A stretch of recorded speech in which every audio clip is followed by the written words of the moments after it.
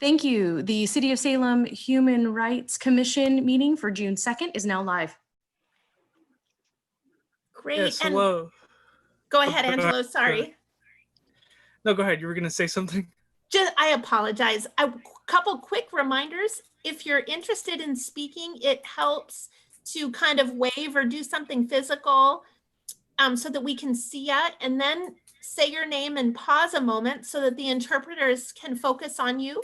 And also to keep your mic muted when you're not speaking is helpful.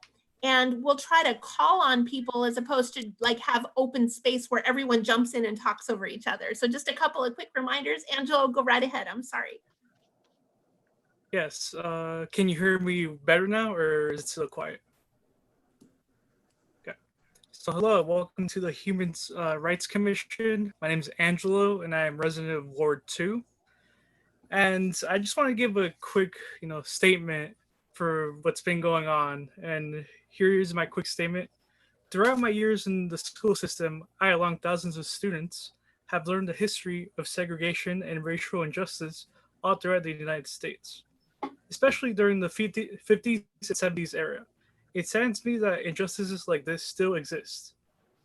And then I thought injustices were left in the past, but as we have seen during these times, that is not the case. Michael Brown, Eric Garner, George Floyd, these are some of the names of innocent black men that have been shot by police in recent years. They've been shot for being who they are. I condemn the broken system who has done nothing to prevent tragic events like this. I want it to be made clear to all the peaceful protesters, we are listening and we are here for you. I encourage everyone to do something such as give a donation to an organization or to do your homework by reading books by Black authors that talk about systemic oppression.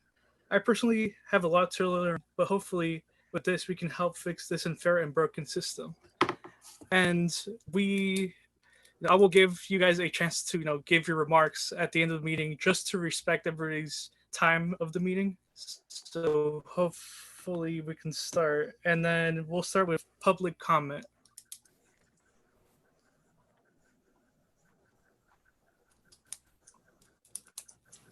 Go ahead. I think that's me. Yes, welcome. Go ahead. Thank you. My name is Brian Mosier. I speak to you today on behalf of several Salem residents. I'm a Kaiser resident myself. We are Salem citizens concerned about the armed groups roaming our streets. In particular, we're concerned about a clear disparity between their treatment and the treatment of people exercising their right to assemble and protest by the City of Salem Police Department and its enforcement of recent curfews. Patriot Front vandalism has been spotted downtown over the weekend. Patriot Front is designated as a white nationalist group by both the SPLC and ADL. Joey Gibson and Patriot Prayer affiliates are suspected among the armed civilians downtown. Gibson recently and publicly revoked the group's stance on nonviolence and faced felony riot charges in Portland, Oregon. Additionally, Joey Nations on May 30th called armed individuals to Salem to protect our streets. He's linked with both Patriot Prayer and the Proud Boys. The Proud Boys are known for their misogynistic, Islamophobic, and transphobic stances. These groups have gained traction in the Willamette Valley over the last several years and have been linked to violent crimes in Portland. We are absolutely opposed to the presence of leaders of white supremacy groups in Salem. Several community members have reported verbal threats of gun violence from members of the armed group downtown, and we believe that the Salem Police Department and Salem City Council should be taking their presence seriously. Instead, it looks and appears from multiple accounts that the Salem PD is more concerned with protecting them and punishing protesters. I can give a personal account of last night's peaceful protest at the Capitol building that began at the Capitol steps and continued further downtown later in the evening, where police deployed SWAT team officers in riot gear. They deployed tear gas and 3 flashbang grenades on the group of peaceful protesters I was a part of. We recognize that determining which of the armed civilians may or may not be affiliated with these groups could be difficult. However, we believe that the Salem Police Department is setting a dangerous precedent by conditionally enforcing a curfew and deploying tear gas and flashbangs against its citizens, particularly when they are merely marching their streets of their hometown. In the midst of this and earlier marches this past weekend, many of us heard orders via the local police scanner to specifically ignore the open carry crowd and focus instead on the protester groups. City Manager Steve Powers said later that, quote, armed individuals were guarding the salon and other downtown businesses so they would not be damaged. Given the fact that our police resources were stretched to the max, the decision was made to not engage that group as the larger group required attention to protect lives and property, end quote. Though the facts around the peacefulness of each group's behavior are still unknown, what we do know is that openly carrying a firearm represents a certainty of violent intent, while holding signs and marching does not, whether projectiles are later thrown or not.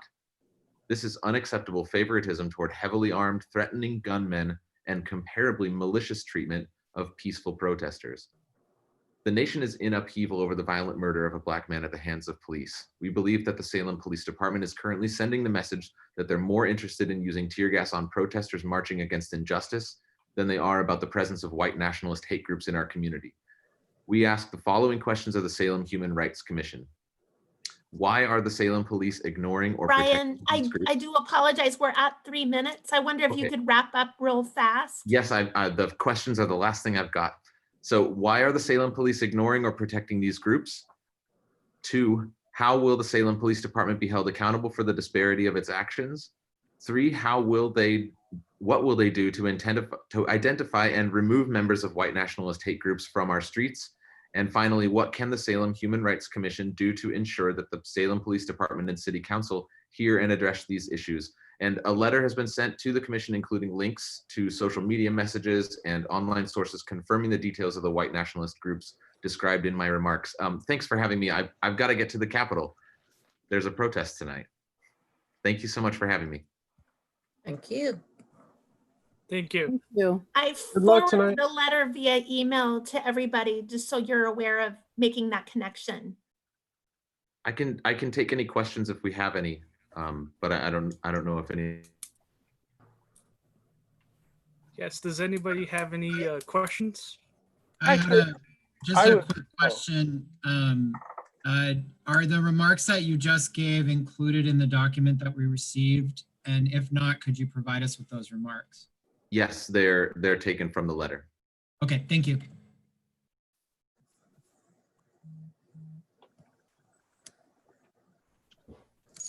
Thanks for your time. Yes, thank you.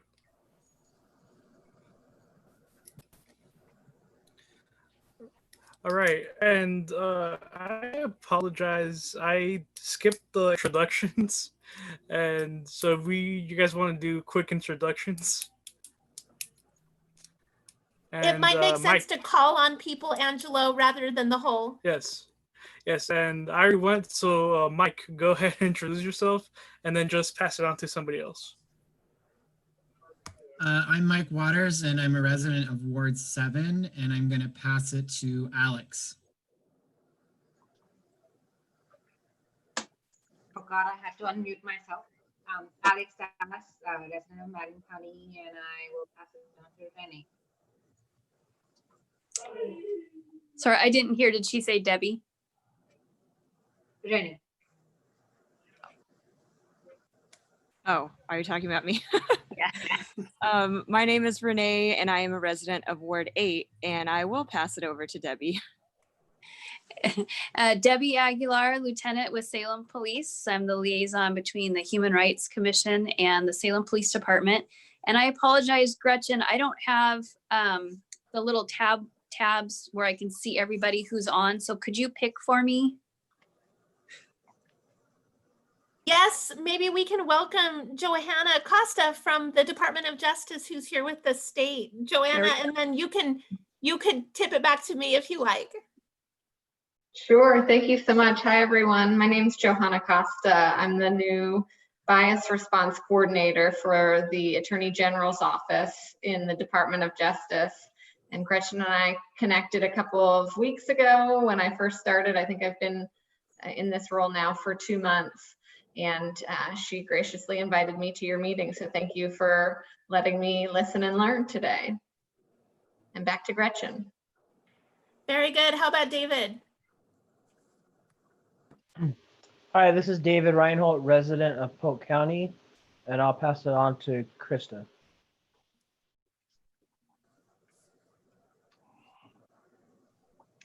Hello, I'm Krista Gallagher, and I'm in Ward 4, and I am the vice chair right now, and I'm going to pass it to Trisha, or Tricario, sorry. Okay, that's a lot to spell. I'm Tricarico, and I'm a resident of Ward 2.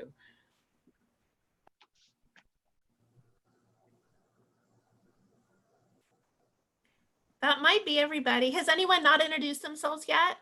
Yeah, I haven't introduced myself yet. Go ahead, Nathan. I'm Nathan. I'm a resident of Ward 7, I think. And you know, I think everyone else is gone. So. Rita and I have not gone yet. Okay, I'll pass it to Bella then. Hi, I'm Bella. I'm a resident of Ward 6. And Rita, you're up. Hi, I'm Rita. I'm resident of, what am I? Gretchen 8? 8. Thank you. I got that right.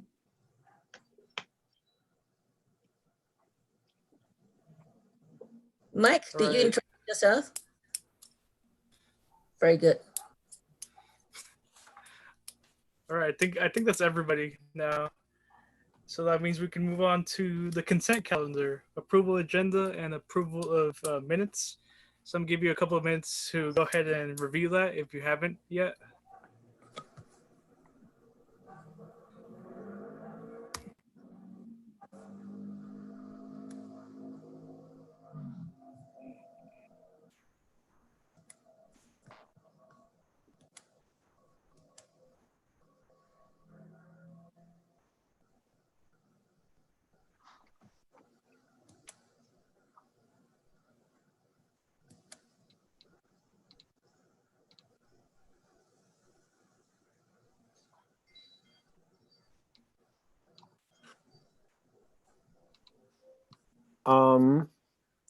It looks good to me. I motion to approve, I guess. Is that how you do it?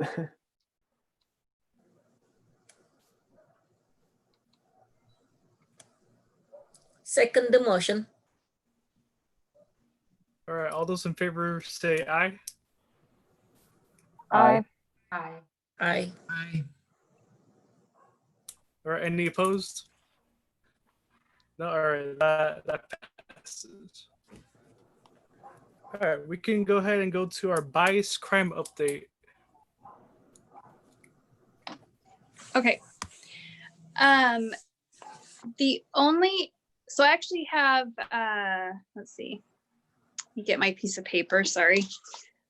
So I just have one bias crime that came in today. So I did let Gretchen know that it happened, but I don't even have all the information yet. The officer was just filling out the report when I was told by his supervisor.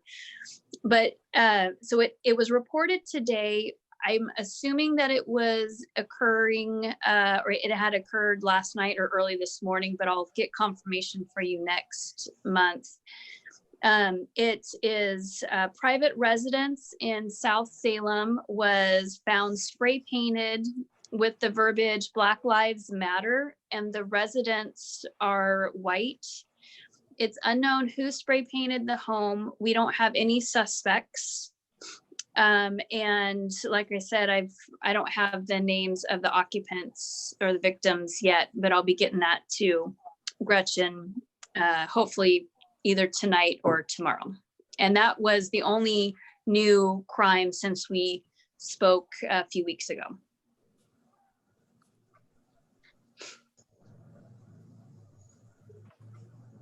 All right, thank you. So then we go on to complaints / concerns of discrimination, and I believe that's Gretchen. Thank you. I received one since our last meeting, and it was a general concept rather than a specific incident. The person called in to express concern that in our language and rhetoric as a community, we're speaking differently about different communities. They said that we speak about African Americans, but then we don't turn around and speak about European Americans, and we say Hispanic, Latino, Latinx, but we don't say like Latin American. And they were frustrated at the disparity there and felt that that was discriminatory. So they called in that concern. Other than that, I don't have anything new to report since the last meeting.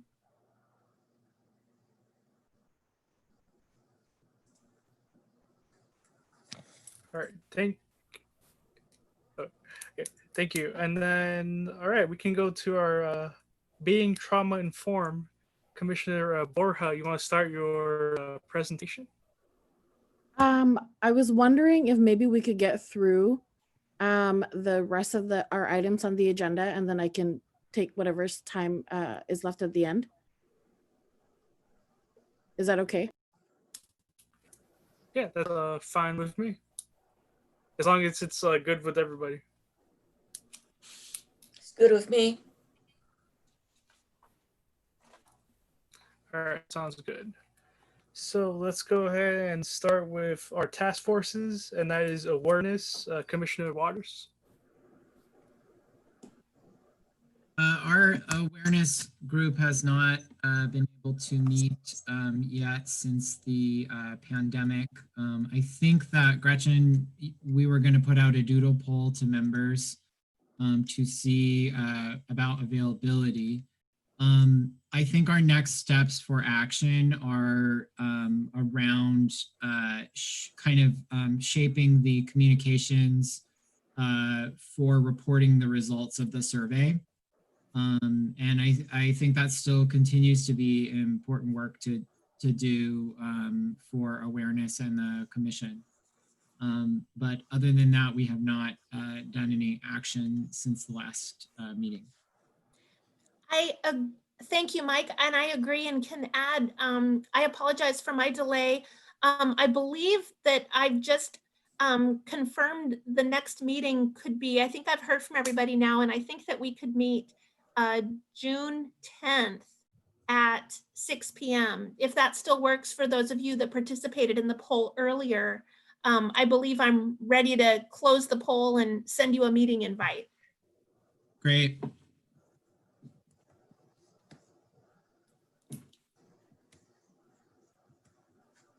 All right, thank you. And to our next item, correspondence, and that's me. And so correspondence is just one of the examples of correspondence is the trauma-informed presentations that you guys will hear today. And I believe, correct me if I'm wrong, Gretchen, I believe we're going to have more trainings in the coming months. Yes, we also have one on oppression planned for September. Okay, thank you. And then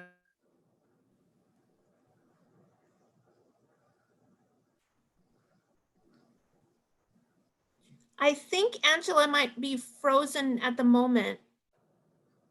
If others are experiencing that, I'm going to go ahead and jump in for the moment and ask Tricarico or Commissioner Schwartz. Oh, Angelo, you're back. Do you want to? I think the next thing on the agenda is Commissioner Schwartz on equity lenses, update on that work. yes, go ahead. I think I cut out, but I'm back now. Okay, so we had talked about looking at some equity lenses and then updating Chapter 97. So I've been pooling some resources. I told the LGBTQ task force I found a gentleman in Portland who's working on that type of stuff. He does a monthly or a weekly belonging at work call where they talk about leading equitably during a pandemic, tools and resources for DEI work. So I'm hoping to work with him. And he also has experience on working with the Portland Human Rights Commission when they were updating language to include unsheltered people as a protected class. So if that's something that we want to pursue more, he offered to meet with me after this meeting once we kind of know what it is we're wanting in terms of support. I don't know when we're doing the Chapter 97 update or what that looks like. So I would probably need some guidance there. And then I also don't know the timeline for the equity lens and what we're hoping to achieve with that. But I wanted to check in with you all and get some ideas and feedback before I start asking questions and gathering resources. So if anyone has anything they want to add or ask about, please feel free.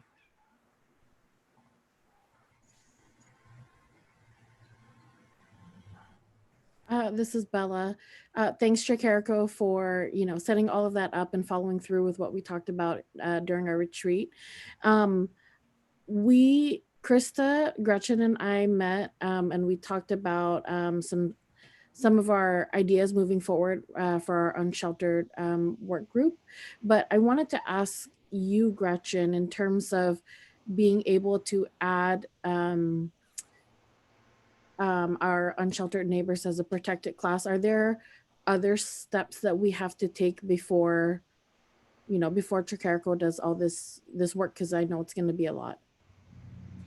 Thank you. Most definitely. I think that one of the biggest questions that I've learned so far on that is, what is the legal framework or body of work that helps us understand how that plays out?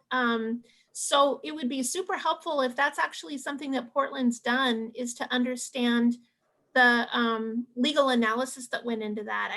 I understand that when you step ahead of the state or the federal government, you're jumping into new territory legally.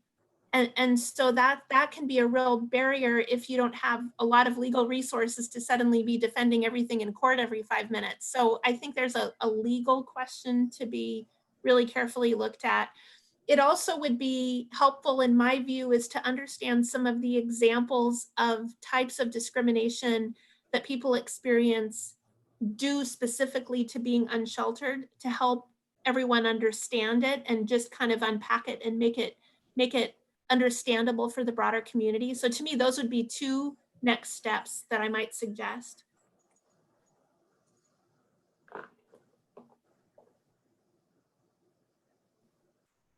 Getting at your point about timeline, if I remember the commission's February discussion correctly, I think the commission was imagining this being something to work on throughout the year, kind of going through the chapter and identifying areas. Like, we've identified some parts that might be out of date now in those exceptions, for example, kind of moving through the sections, perhaps examining the complaints section now that the state has stood up their new resource with Johanna, and are there changes we'd make to that given the Department of Justice's work now in that area, and just kind of moving through and then offering a collection of edits at one time. So I think I'd understood it to be throughout this calendar year, and also simultaneously researching options around equity lenses and how they're used most effectively, and in what kinds of questions they're the most helpful to apply to those kinds of things. With an equity lens nod to including a variety of communities, given all of the different identities that we pay attention to at the Human Rights Commission.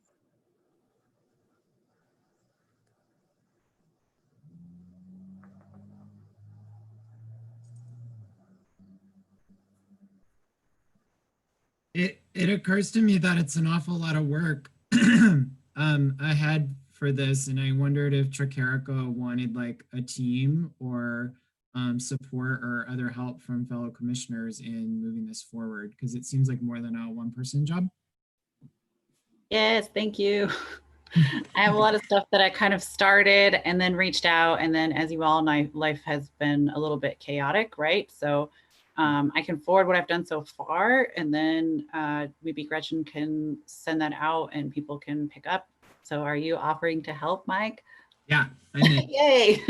Okay. That would be awesome. Thank you so much. It's a lot. And that's why I'm so hesitant to move forward, because I want more people involved, because I'm not experienced in this. And I want to make sure that I'm including all the different aspects that we address in this commission. So thank you.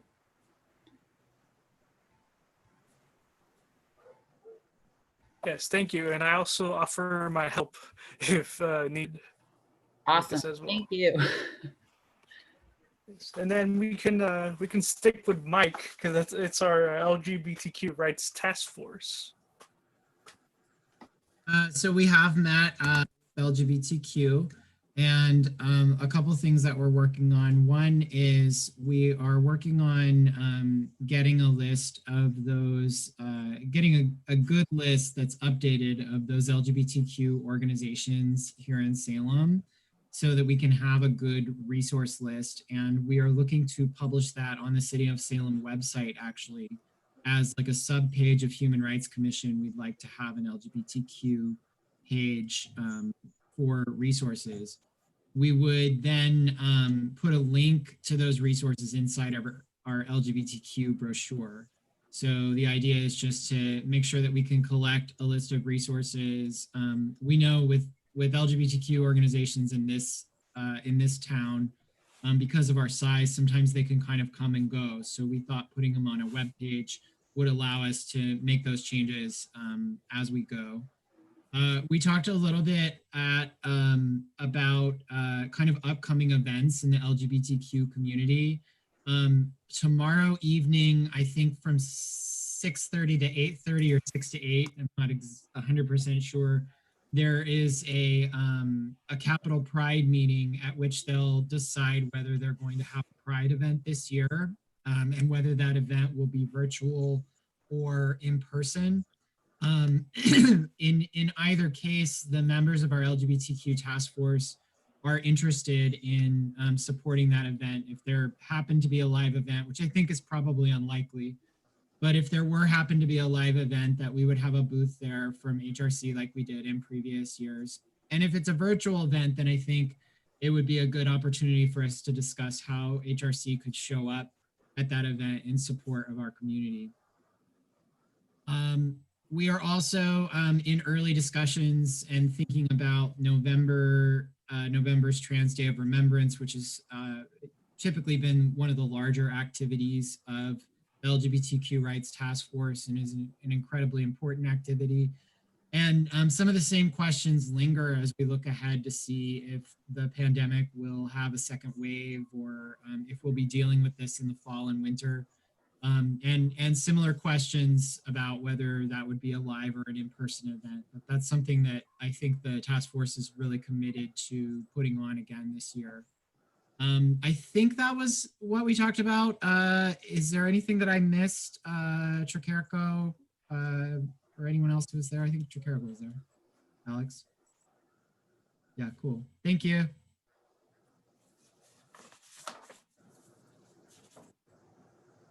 Yes, thank you, Mike. And we can go ahead and go to Unsheltered Neighbors. That's either Krista or Bella.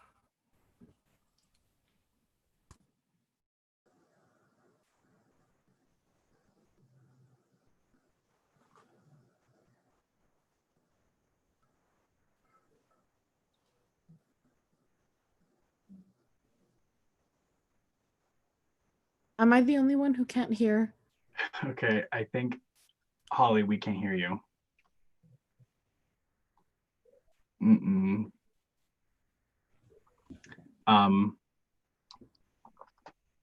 Yeah, I can voice. That's fine. Yeah, I can take over. Okay, I'm going to take over for Holly. So Krista was saying I can start over. What I was saying was I don't have a lot to share right now. I just was in communication with Gretchen and Bella and through email in our last meeting as well. So if Bella wants to add anything else, please go ahead and do so, or maybe Gretchen can as well. She can share what she has been working on as well. Yeah, I'm happy to share. After our last meeting, we talked about kind of looking forward towards the SITLI and its application, you know, especially now in this COVID time. And I know Gretchen was going to bring back some information. And then we also discussed, you know, different strategies that we could potentially help, you know, support doing the work that's happening in our community. I know Gretchen also sent a document earlier today, and I didn't have the opportunity to review that, so I apologize. But I guess you could say we are in the phase of trying to figure out what our next steps can be. And then, of course, Tricarico, I'm going to speak on behalf of Chris and myself and our Unsheltered Work Group. But if you are needing additional support in terms of the equity lens, I'm happy to help. I see Krista nodding, and so I think she's happy to help also. She said yes, of course. Yes. I can tag on there and add that I attached the sidewalk conduct or sit-lie ordinance to your packet so everyone can kind of read what was passed and some of the elements that council put into place, like wanting to see restrooms and expanded daytime shelter and some of those pieces. And then the document that Bella mentioned that I shared today, I was taking a look at our regional strategic plan. I've mentioned to you there's a group that works on a regional basis, and I had the opportunity to read the plan, and I see an articulation around LGBTQ communities and people with disabilities and interest in focusing in those areas. And so I'm going to be learning more. I have a call scheduled for tomorrow or Thursday where I'm going to be learning more about how might we plug into those articulated efforts in the strategic plan. There might be a nexus there to work in collaboration that look like some of the goals listed in the strategic plan are in common with what's been articulated here at the Human Rights Commission. So I'm kind of trying to make sure we wouldn't duplicate, and how to fit in. We also explored a couple of ideas for kind of new approaches or new ways of accessing different kinds of shelter. And I've been trying to figure out how to learn whether those are feasible and who might have the capacity to really implement the ideas if they are good ones. And so I think Krista and Bella articulated, we're kind of in a place of trying to sort where we fit and how we can contribute into this broader conversation. And I am going to be continuing on the topic. I guess one thing I would add, I had mentioned that I was assigned to work on issues and help around our unsheltered neighbors during COVID. And we've agreed that that would be a permanent role for me. So I need to kind of sort out my role and position description and what that might mean for everything on my plate. So I'm in a little bit of I need to spend some time to think about that. I haven't really yet, but I'll be continuing to work in this area. So. Thank you, Gretchen. I know that it's a lot of work just focusing on one specific issue and with all the work that you're doing. So thank you so much for your help.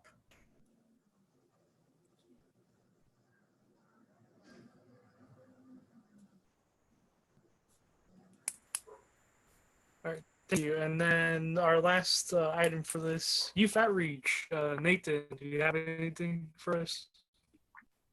I think, as everyone knows, we've been out of school for almost 3 months now.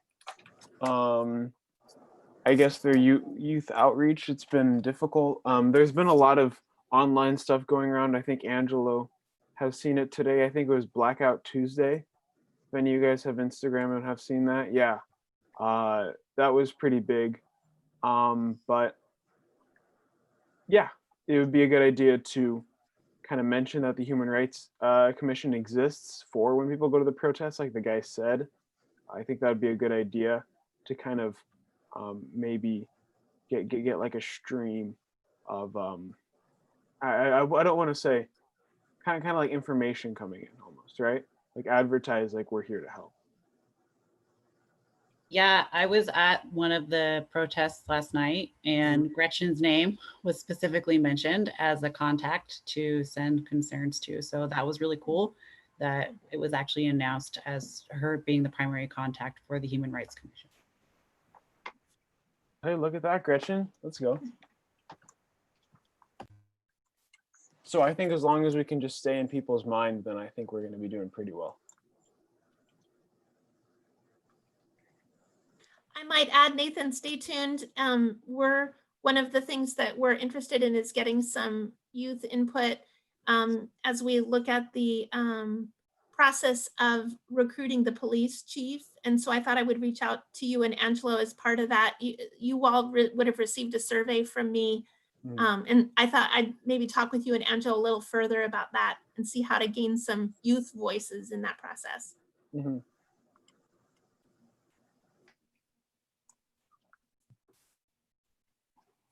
Sounds good. I'd like to help with that. Yeah. Sounds good to me. All right, I think now we can do our trauma-informed practice or presentation.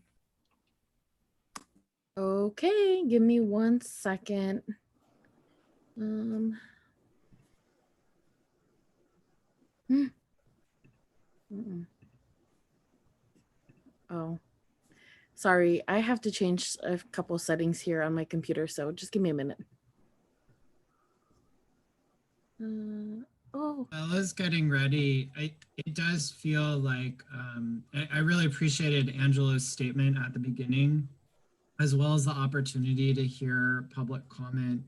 It does feel like we'd be remiss if we didn't have even the briefest of discussions about the current status of things here in Salem. I have to quit my Zoom and then log back in, Gretchen, in order to share my screen. So I will be right back.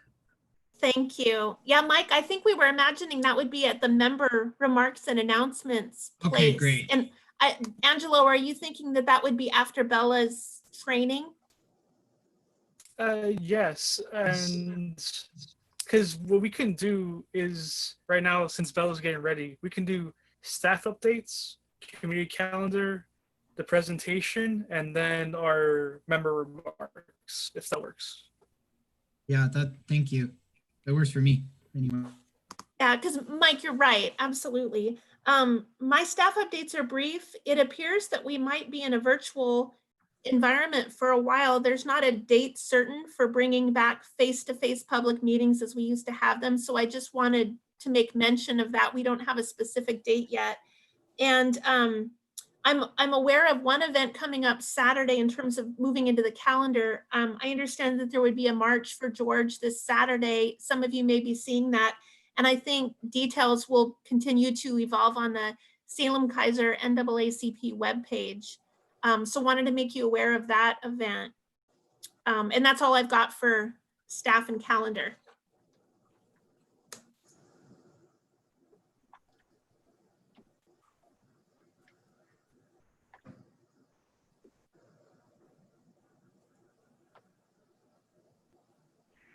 Gretchen, do you know what time the march will be?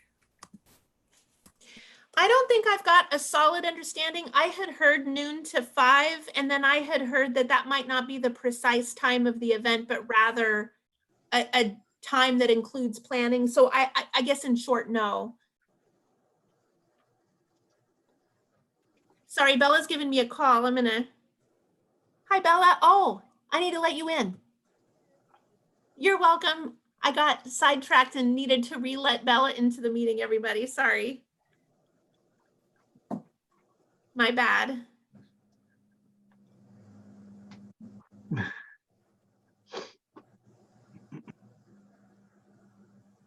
Okay.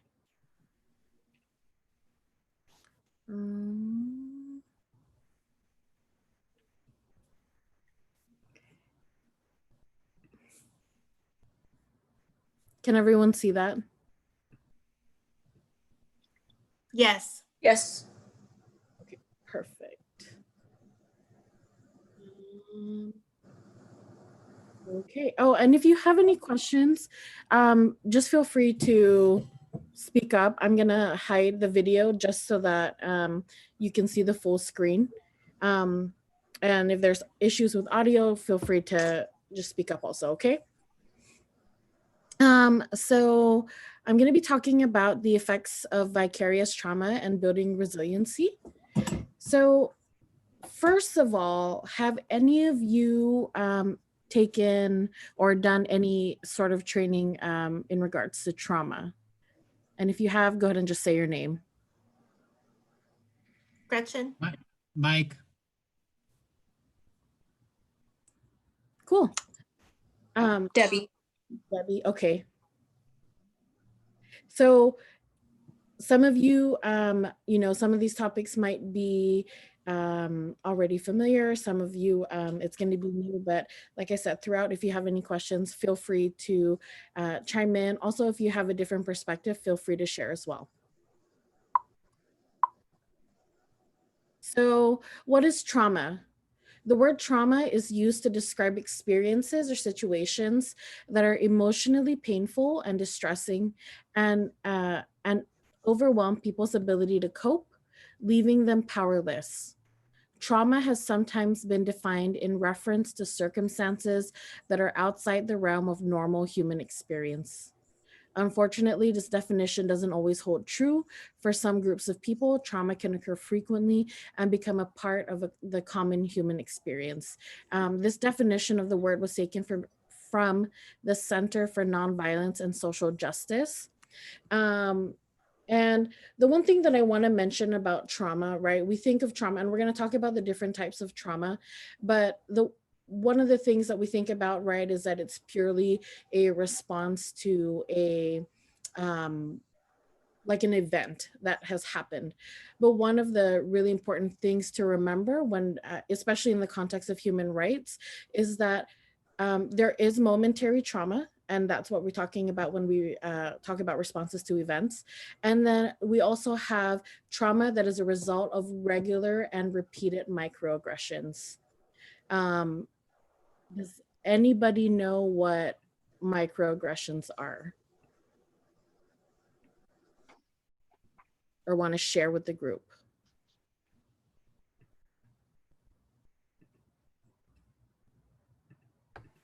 I can. So microaggressions are little comments that people might think are benign. This is Tricarico, sorry. No, you're fine. For me, it's getting misgendered. For a Black person, it might be hearing something like, oh, you're so eloquent, or something that on the surface may seem like it's not a huge deal, but when you're hearing little comments like that that are actually kind of insidious over time, it can really add up for marginalized folks. Right. Thank you, Tricarico. Right. So experiencing those microaggressions on a continual basis can really affect the way that we move throughout the world, right? Affect the way that we in turn interact and the way that we react to things. And so think of situations where, you know, maybe you may have observed this, or maybe you may have seen this in media, where there might be a large reaction to a comment, right? And specifically what I can think of is the way that Black women are portrayed in media, right? In terms of they're always angry, they're, they're really aggressive. And so thinking about what that might feel like in terms of being told you're always angry, and then your ability to express yourself. And we'll talk more about these subjects, but I'm going to move on. So there are different categories of trauma. We have physical, political, and societal, environmental, intergenerational, and vicarious. And so I just kind of want to talk a little bit about each type, and also ask for feedback from all of you. When we talk about physical trauma, what types of things come to mind?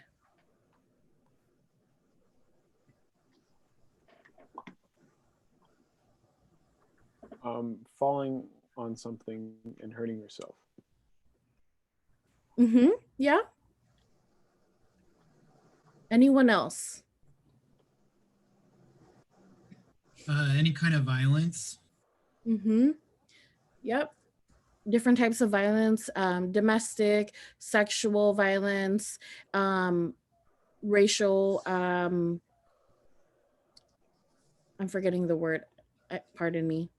But violence in relation to your race, right, or ethnicity. Anything else? A car crash, right? So those types of things. When we think political and societal trauma, what types of things might come to mind?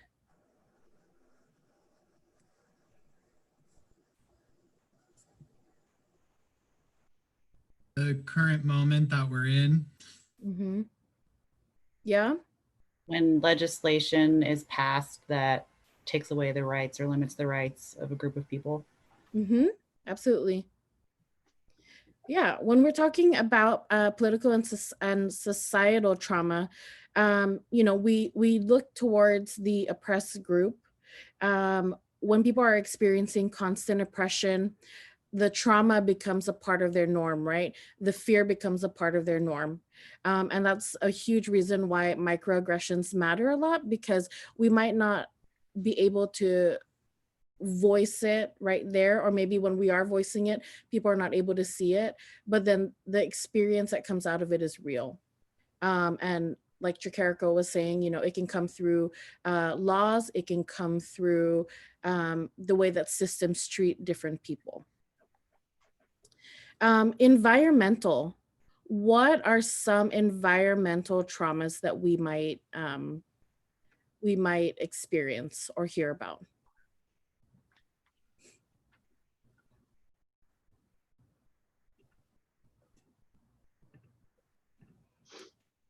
This was a little difficult for me when I first heard about it, but some environmental trauma could be what's happening with us right now with COVID-19, right?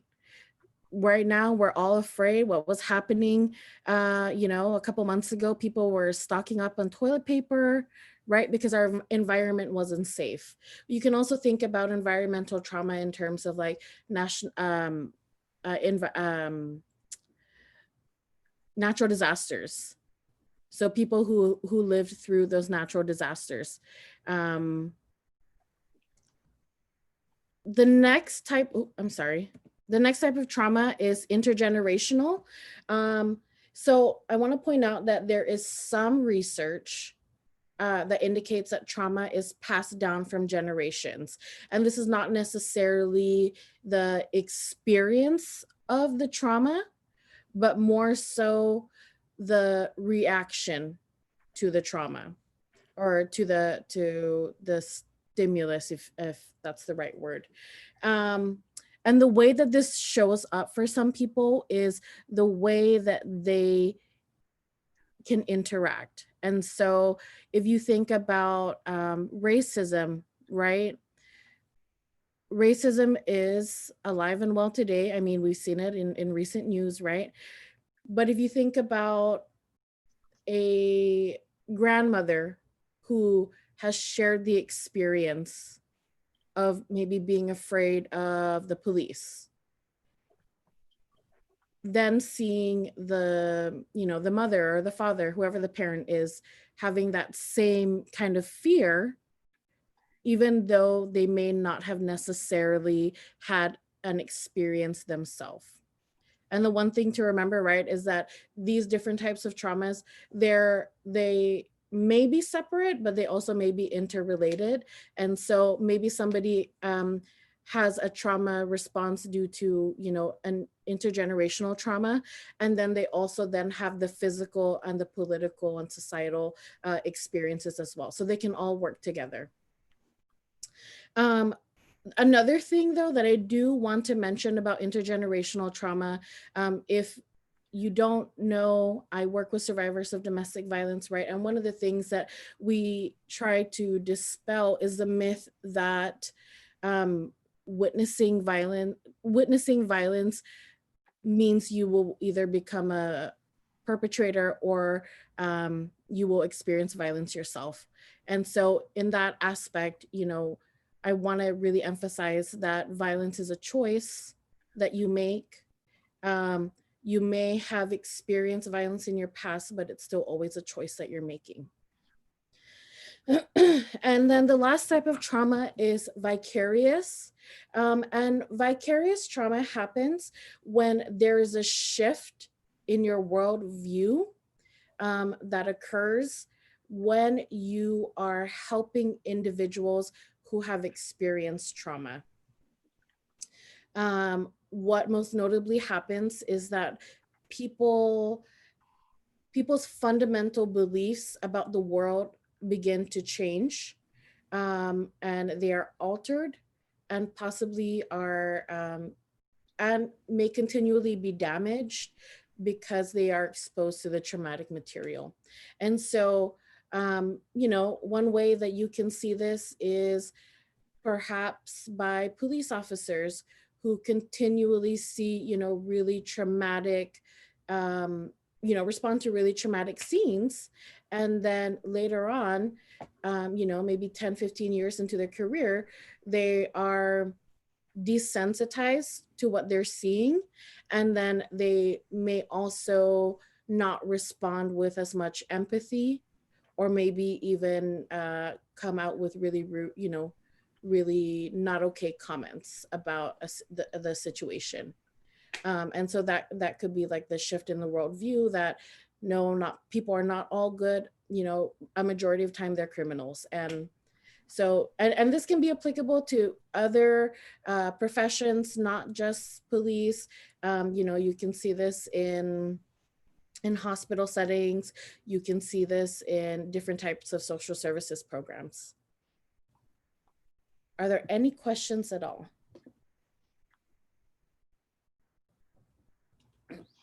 Okay.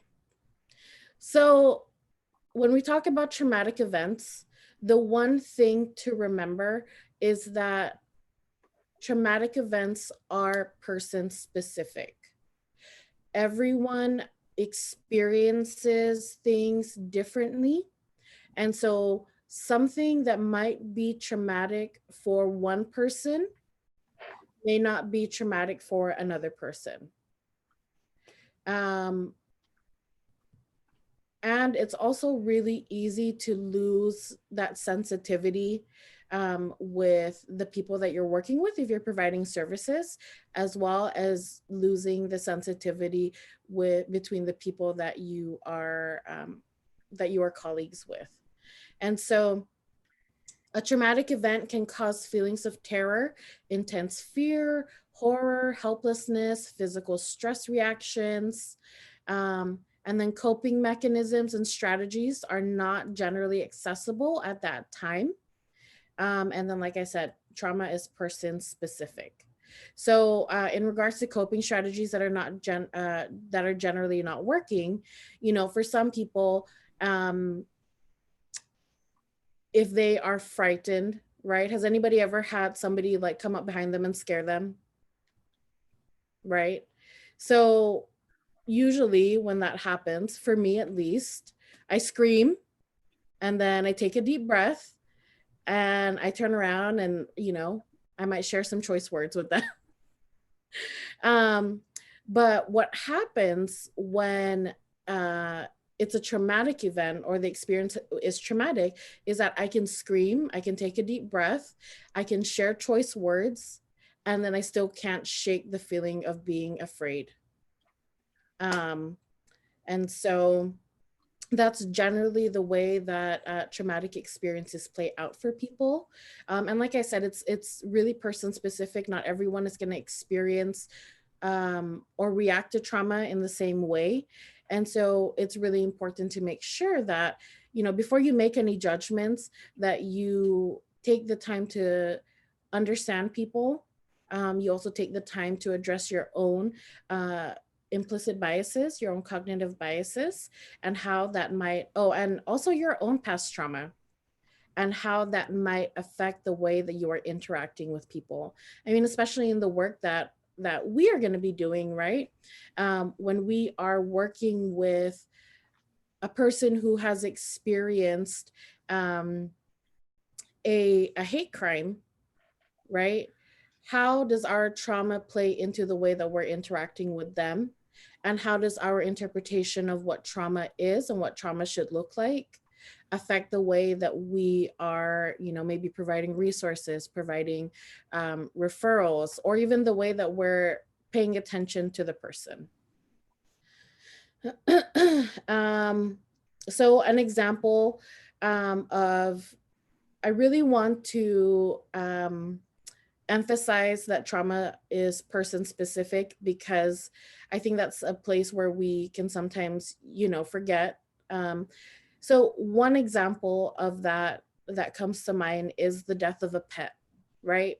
For some people, the death of a pet can be really difficult. They can struggle with it for, many years after the event occurred. And then for other people, they're able, they're sad for a few weeks and then they're able to bounce back. And so the different reactions is an indication that they're both reacting to the trauma in a different way. So the trauma's formula, pretty much just like the last slide that I shared, a person feels extreme fear and terror. And then a lack of control, or maybe a perceived lack of control, which then leads to changes in the brain during the traumatic experience and after. One thing to remember is that a person's perception is 100% of their reality. I'm going to say that again. A person's perception is 100% of their reality. And so if a person is perceiving that an experience is extremely terrifying, and then they are perceiving that they have a lack of control, while that might not seem like the reality that we're seeing, the damage has already been done. And I want to say that really gently, but the changes to the brain have already been done, and it's occurring during and after the experience. So there is a book, it's called The Body Keeps the Score, by Bessel A. van der Kolk. And this book talks about the different ways in which our body, as a general summary, talks about a lot more, but it talks about the different ways that our bodies hold trauma, and how that plays out, especially in relation to how our brain can work. So the quote says, "We have learned that trauma is not just an event that took place sometime in the past. It is also the imprint left by that experience on the mind, brain, and body. This imprint has ongoing consequences for how the human organism manages to survive in the present. Trauma results in a fundamental reorganization of the way mind and brain manage perceptions. It changes not only how we think and what we think about, but also our very capacity to think." Does anyone have any questions so far?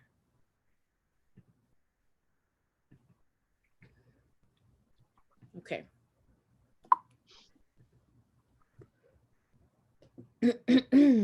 So a traumatic event can shift our beliefs.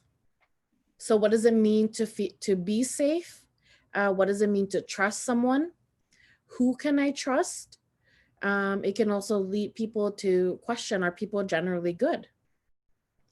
A traumatic event can also shift our sense of self, questioning who we are, questioning our spiritual beliefs, questioning our place in the world. And then also it can lead us to shift our feelings. How do we feel? How do we connect with others? So I'm going to talk a little bit of science here, and I'm going to be totally honest, science is not my favorite subject to talk about, but I'm going to talk a little bit about the brain, okay? So we have two different brains, and I'm using air quotes with that. We have our survival brain, and I'm going to show you with my hand. I want you to think of my thumb as our survival brain. That is the amygdala. And sorry, I'm looking at my notes here. Because like I said, science is not my favorite thing. So yes, it is the amygdala. And then my four fingers here represent the prefrontal cortex. So the amygdala is a survival brain. The amygdala is a part of the brain that allows you to breathe, right? It controls like your adrenaline. It helps you to stay alive. It meets those really basic survival needs that we are not consciously thinking about all the time. My four fingers represent the prefrontal cortex, and the prefrontal cortex is the part of our brain that's right here, right above our eyes, that manages the way that we think, the way that we reason. So it's our thinking brain. So we have our survival brain and our thinking brain. And so when we are going about in this world, we're not dealing with trauma, we're, walking down the street with friends, right?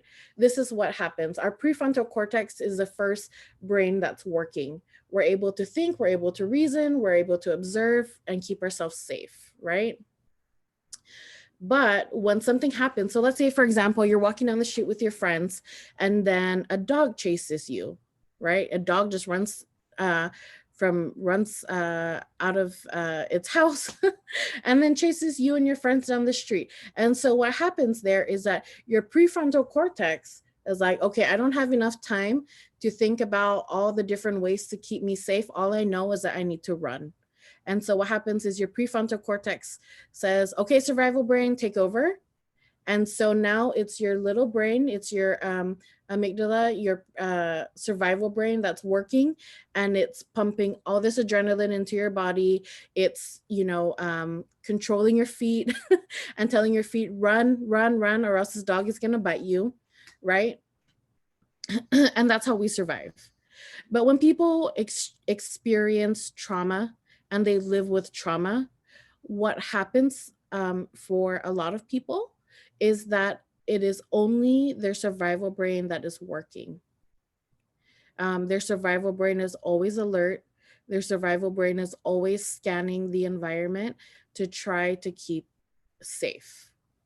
And the prefrontal cortex, the reasoning brain, is not necessarily always engaged. It might be, oh, this is fine. And then, the body feels the wind blow the same way that it blew when the dog was chasing you down the street, right?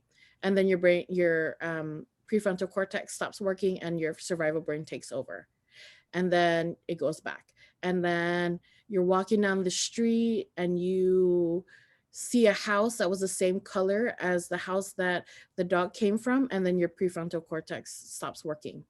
And so for people experiencing trauma, that's kind of what's happening for them, is they're going about life and then something happens and then their survival brain takes over, and then they can recover for a little bit, but then their survival brain continually comes back and takes over whenever it perceives some type of fear.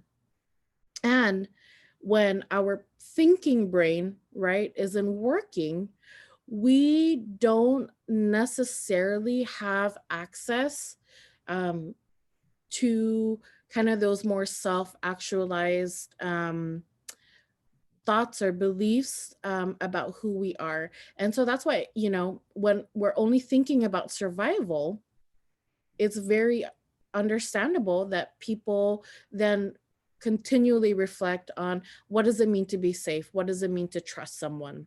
When we're only thinking about survival, then we look inward, right? Because, for example, in relation to sense of self, for a lot of people, their spiritual beliefs help build the foundation for their sense of self. And so when your survival brain is the only thing that's working, a lot of the times, it's understandable when people start to question their spiritual beliefs. Okay. Does anybody have questions? I really, really hope that my little science conversation was sufficient. But if you have questions, please feel free to just stop me and ask. And also, if you want more information about the neurobiology of the brain, I'm happy to send that out. I didn't think to have that information prepared today. Okay, so now I want to talk about trauma responses.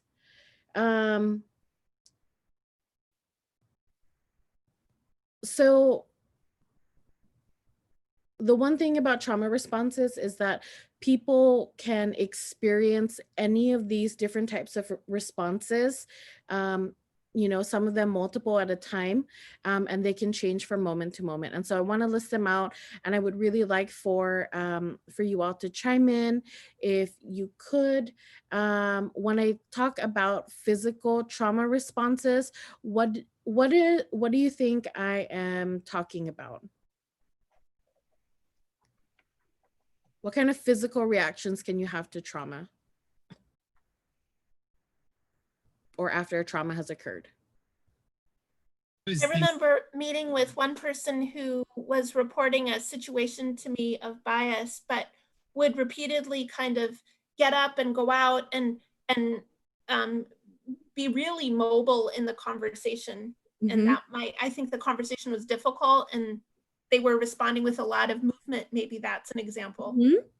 Yeah, like fidgeting, or just the inability to feel okay being still. Yeah. Did I hear someone else?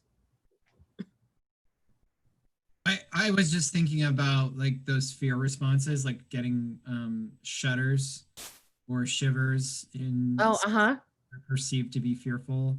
Yeah. Whether that's legitimate fear or maybe like a trauma response. Yeah.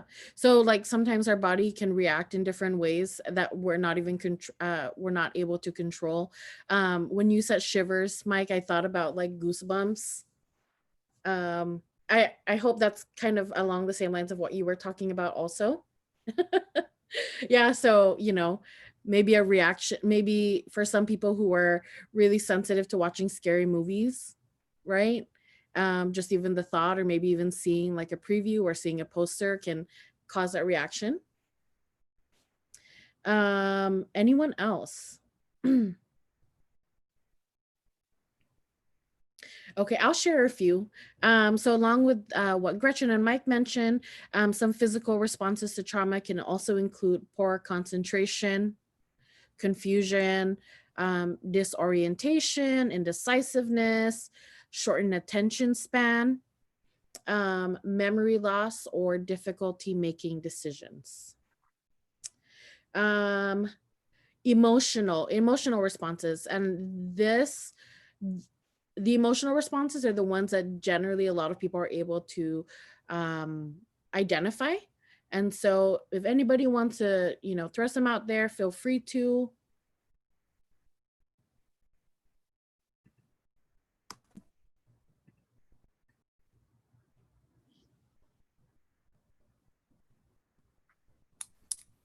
So the feeling of shock, feeling overwhelmed, depression, feeling lost, fear of harm to self or loved ones, feeling abandoned, uncertainty of feelings, volatile emotions. Those are some of the different emotional responses to trauma. Cognitive. Sometimes people can feel nausea, lightheadedness, dizziness, gastrointestinal. Sorry, I switched these up. So poor concentration, confusion, disorientation, indecisiveness, shortened attention span, memory loss, and difficulty making decisions. And then for physical responses, we have nausea, lightheadedness, dizziness, gastrointestinal problems, rapid heart rate, tremors, headaches, grinding teeth, poor sleep. And then in regards to behavioral, we have suspicion, irritability, being argumentative, withdrawing, or excessive silence, inappropriate humor, or decreased and increased eating, or potentially increased substance abuse. The one thing to remember about these different trauma responses is that they are normal responses to abnormal situations, right? When someone has the extreme feeling of fear and also has the extreme feeling of lack of control over their lives, that's not a normal situation, it's abnormal. And the way that people respond is valid, right? Because it's coming from trauma. Whether or not it's safe, that's another question, but focusing on this is the way that someone is responding because of the trauma that they have endured. Does anybody have any questions? Okay. Oops. So working with survivors of trauma. So I put this in here because it's one of the things that people who are in the profession of helping others can sometimes fail to recognize in themselves. And so when dealing with or when working with people who have experienced trauma, patience is going to be a huge thing, right? There's going to be a lot of things that we don't understand, or maybe we have our own biases about specific reactions or specific situations. And so being patient is one of the key things. And I'm sure you all can read this. It says, and poof, all my patience is gone, ta-da. And sometimes that's what people can really feel like, especially when they're dealing with vicarious trauma and burnout and secondary trauma, which I'm going to talk about a little bit later. So working with others, I kind of talked about this just a little bit, but when we are working with people who have experienced trauma, it's important to acknowledge how our own experiences can affect our interactions, right? Are we misreading cues? Are we doing things, whether intentionally or unintentionally, triggering someone? Right? Have they told you that the word gun, scares them and really upsets them, but you're continuing to use it? How are you incorporating your biases into the way that you're working with people?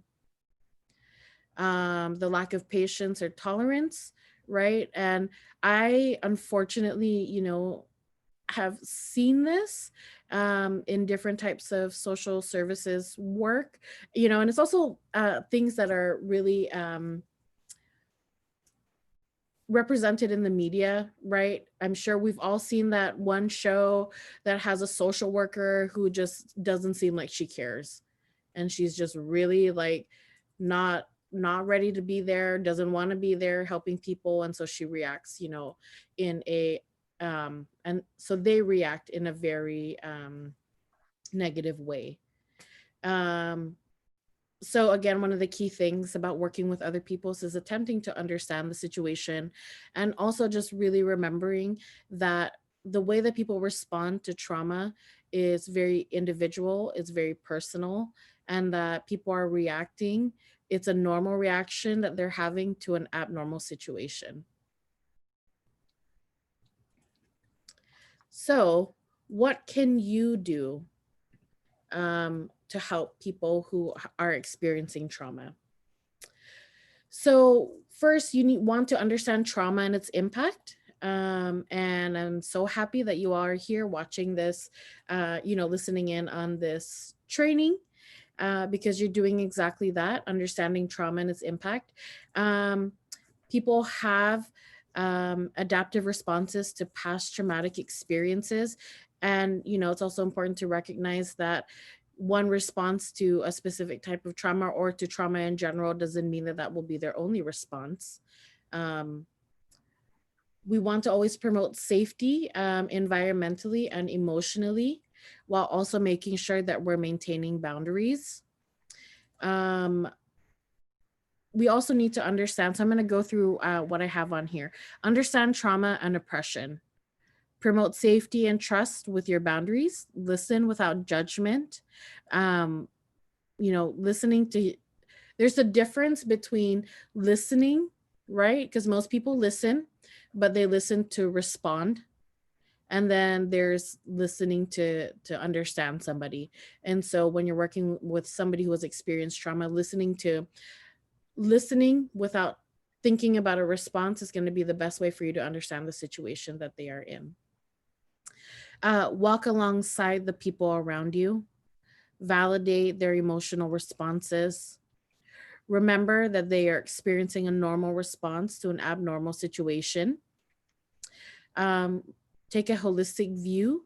What else might be going on for them, even small things. And this is a really important thing to remember, right? Because when somebody is experiencing trauma, right, their amygdala is, just working nonstop, trying to keep them safe in the present moment, right? Maybe maybe the fears are not necessarily as threatening as is being perceived.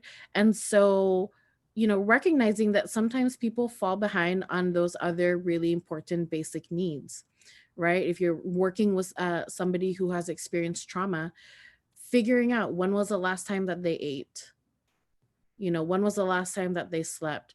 Have they met those basic needs to be able to, kind of show their survival brain that, hey, I am having some of these needs met. I am okay. In addition to like those really basic, survival needs that we can all provide for ourselves. What other things are happening? What other situations? Are they stressed from, in addition to responding to the traumatic experience, are they stressed with school? Are they stressed with work? Are they experiencing different kinds of oppression, throughout society? Are they having financial situations or hardships? And so really looking at the whole person, right? And not just labeling the person as this is a person who is in trauma and everything that happens, every single response is because of that trauma. Because that's not true for all of us, right? We are a compilation of all of our experiences. And so that's also the same framework that we should look at people who have experienced trauma.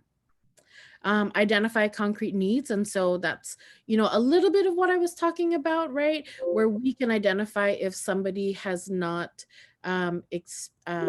eaten or someone has not had enough sleep.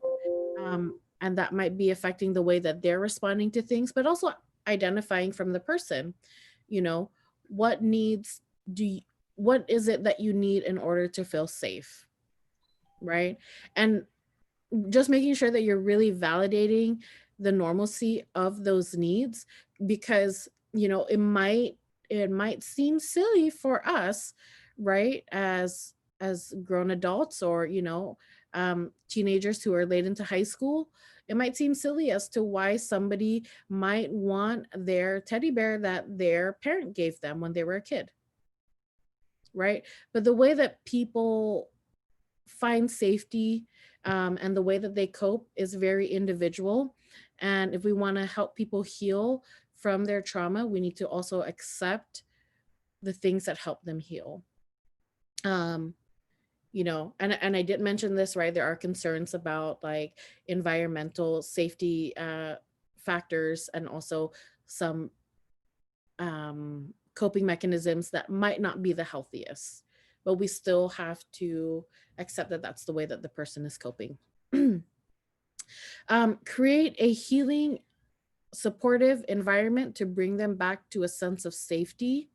And most notably, I can talk about this in the work that I do, right? In terms of like sheltering someone. If you are attempting to help someone access shelter where, maybe someone who reminds the person of their abuser is present at all times, do you think that's helpful to the healing process? Most likely not, right? But if you attempt to help them find shelter that is somewhere that does not have that presence, maybe even has like a warmer feeling to it, chances are the person is going to be able to find that environment to be safer, right? So identifying those factors of what's going to help keep them safe. And also helping them identify support people, in terms of the work that we do, right? If there was ever going to be a time that we had to work with someone who experienced a biased crime, what resources or what community groups can we refer people to, right? You're not going to want to refer people to a anti-blank group, right? So just thinking about those things. And also really, you know, especially for us who, you know, might have another year or two left on the commission, padding the resources that we do know about is going to be really helpful, or just even knowing the general number, which I'll tell you now, if 211 is a good resource because they have a list of a lot of the community resources, especially if you don't know a specific one. Identify sources of support, help develop that support network. So that's exactly what I was just talking about, helping people find those support people in their lives who are going to be able to help them through this. Not saying that you're not going to be, you know, present to help, but a part of doing this work long term also means that you are finding ways to take care of you. And I'm going to talk about that in a little bit. And then one of the last few things, there are so much more that you can do, but one of the last things I'm going to talk about is believe that recovery is possible. You know, I want to say in my own experience that it is very real that when people believe that they can get through something and they know that the people who are helping them believe that as well, you know, healing becomes easier. And so you want to make sure that you are sharing that belief and helping people to continually find ways to heal from their experience. Okay, I'm going to play a video. Some of you may have seen this already, but it is empathy versus sympathy. And let me know what you think when we're done.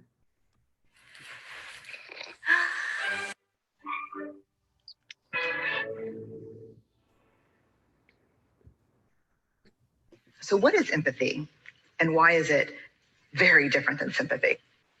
Empathy fuels connection. Sympathy drives disconnection. Empathy, it's very interesting. Teresa Wiseman is a nursing scholar who studied professions, very diverse professions where empathy is relevant, and came up with 4 qualities of empathy. Perspective taking, the ability to take the perspective of another person or recognize their perspective as their truth. Staying out of judgment, not easy when you enjoy it as much as most of us do. Recognizing emotion in other people and then communicating that. Empathy is feeling with people. And to me, I always think of empathy as this kind of sacred space when someone's kind of in a deep hole and they shout out from the bottom and they say, I'm stuck, it's dark, I'm overwhelmed. And then we look and we say, hey, climb down. I know what it's like down here, and you're not alone. Sympathy is, ooh, it's bad, no, you want a sandwich? Empathy is a choice, and it's a vulnerable choice, because in order to connect with you, I have to connect with something in myself that knows that feeling. Rarely, if ever, does an empathic response begin with at least. Yeah. And we do it all the time, because you know what? Someone just shared something with us that's incredibly painful, and we're trying to silver lining it. I don't think that's a verb, but I'm using it as one. We're trying to put the silver lining around it. So I had a miscarriage. Oh, at least you know you can get pregnant. I think my marriage is falling apart. At least you have a marriage. John's getting kicked out of school. At least Sarah is an A student. But one of the things we do sometimes in the face of very difficult conversations is we try to make things better. If I share something with you that's very difficult, I'd rather you say, I don't even know what to say right now. I'm just so glad you told me. Because the truth is, rarely can a response make something better. What makes something better is connection.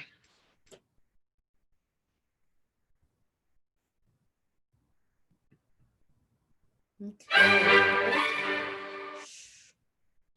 Okay, what'd you all think about that video? Or has anyone seen that video before?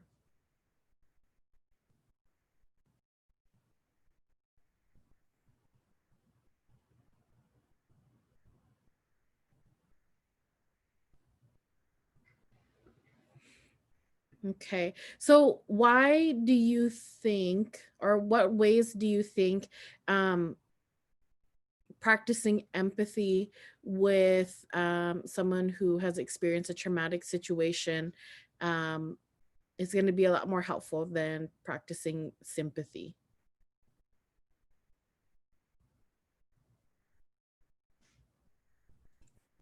Anyone can share.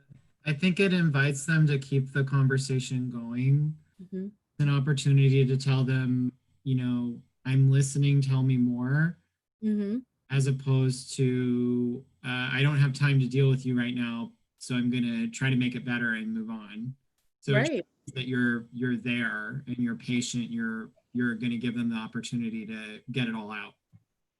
Right. Thank you, Mike. Yeah, so like what the video was saying, right? Empathy is a deeply personal feeling that we need to connect with within ourselves. And when we are practicing empathy, we are understanding not necessarily the situation, right?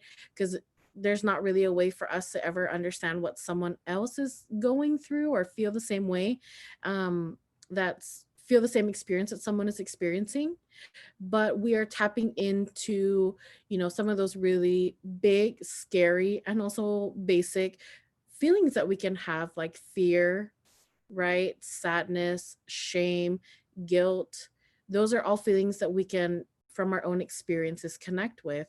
And we are saying, I have been in that place and your reactions are valid, right? When we practice sympathy, what we are saying is, I don't have the time to connect to that sad place or that dark place. Your experience might just be you, and instead of continuing to feel that way, feel better because of this, right?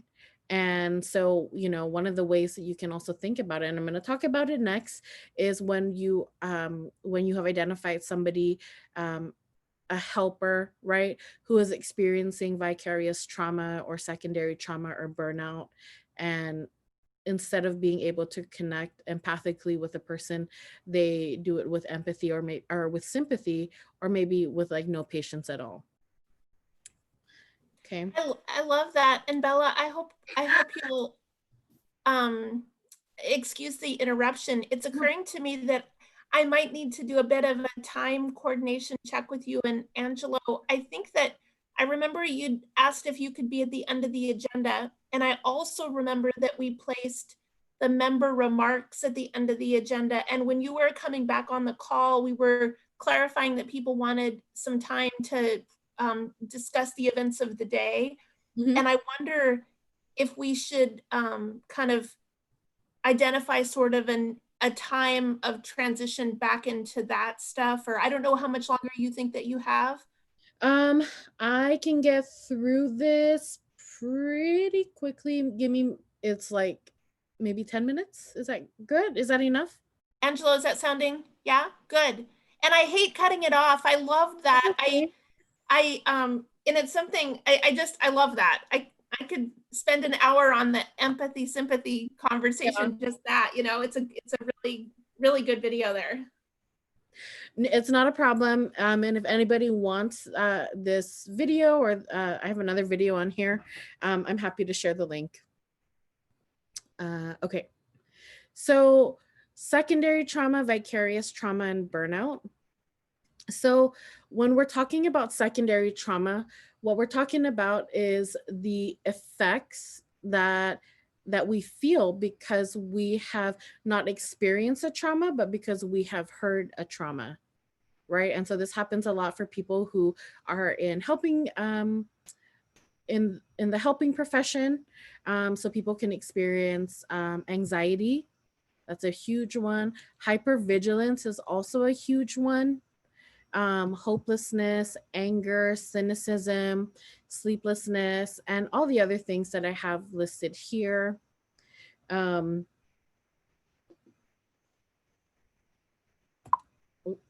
Sorry. When we talk about vicarious trauma, and I did already talk about this a little bit earlier, but vicarious trauma happens when there is a significant shift. On here, it says a significant disruption in one's sense of meaning, connection, identity, and the worldview, as well as in one's affect, tolerance, psychological needs, beliefs about the self and others, interpersonal relationships, and sense memory. This focuses less on trauma symptoms and more on the cognitive changes that occur following ongoing exposure to others' traumatic material. And so vicarious trauma and secondary trauma can happen, simultaneously. It may also happen separately. However, for the most part, what I have seen is that it happens simultaneously. People are having that shift in worldview, in their belief about the world, and then they're also having those physical reactions to trauma, like the anxiety, the sleeplessness, etc. So vicarious trauma responses and secondary trauma responses are very much the same as what we talked about earlier with the physical, emotional, cognitive, and behavioral changes, right? The gastrointestinal issues, the feelings of depression, nauseousness, all the things that we talked about earlier. So a strategy to kind of identifying and addressing when we have kind of slipped into vicarious and secondary trauma is low impact disclosures. And this is a really brief video. One of the problems that I want to address in this video is that there's a tremendous amount of graphic details that we are throwing at each other by the water cooler, at the dinner table, in the case conferencing that isn't necessarily debriefing. And I want you to think about, what is it exactly that I'm doing? Is it a debrief? Is it a vent? Is it an informal thing? So how am I dealing with all the excess trauma material that I see in a typical day, and who am I throwing it at? I was in a workshop many years ago where someone said to me, "Oh my gosh, what you're describing is sliming." And I thought, that's actually a really good image. So really brief video there on, having that awareness about the things that we are experiencing, right? Especially with everything that we are seeing on the news and social media in regards to the protests and some of the riots that are also happening, right? How are we talking about it?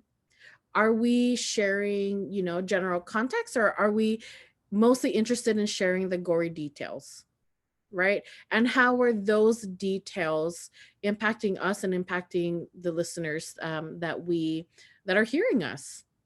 And so looking at low impact disclosure, looking at figuring out what you're talking about, who you're talking about with, making sure that, you give them warning, making sure that what you're talking about is not going to further traumatize someone else, getting their consent, and then doing the disclosure. For a lot of the work that we do, or that I do at work,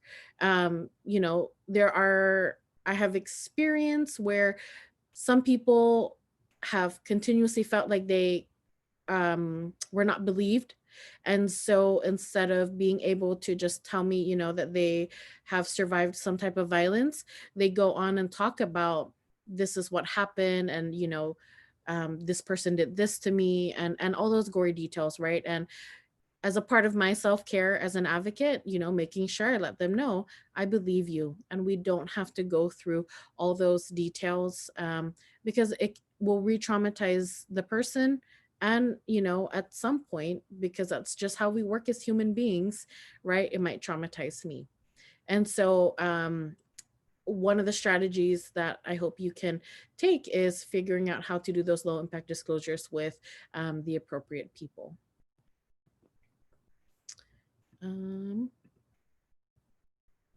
So burnout.